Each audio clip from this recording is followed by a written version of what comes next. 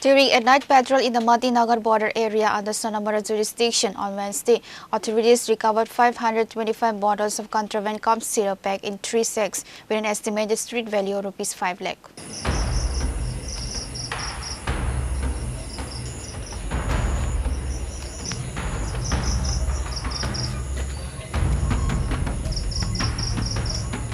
Sonamara Police Station OC Tapas Das stated that late Wednesday night, BSF jawans on patrol in the Madinagar India-Bangladesh border area spotted 3 sacks near the barbed wire fence.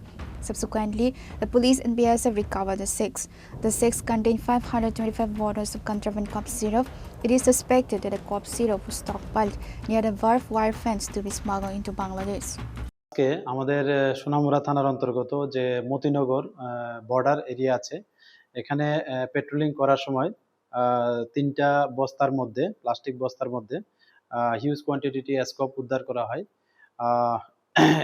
এবং count করে দেখা গেল যে total 525টি স্কোপের বোতল cough syrup যে নিষিদ্ধ স্কোপের বোতল। তো এগুলি সম্ভবত বাংলাদেশে পাচারের উদ্দেশ্যে যে পাচারকারীরা রোডের সাইডে রোডের সাইডে যে ঝোপঝাড় আছে এখানে লুকায় তো রেখেছিলেন তারা।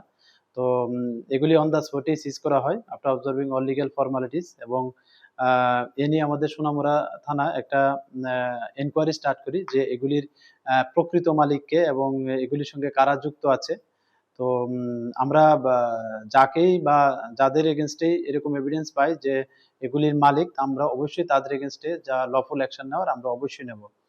আর এগুলি যে কালোবাজার মূল্য যে ডেস্টিনেশন প্রাইস এটা আনুমানিক 5,25,000 টাকার মতো হবে আর কি। আর আমাদের যে এই অপারেশনটা এটা লিড করেছে আমাদের যে মতিনগর বিউপির বিএসএফ 81 ব্যাটালিয়ন ওনারা লিড করেছেন।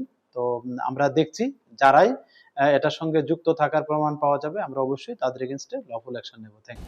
An investigation is underway to identify and apprehend the suspects involved in the incident.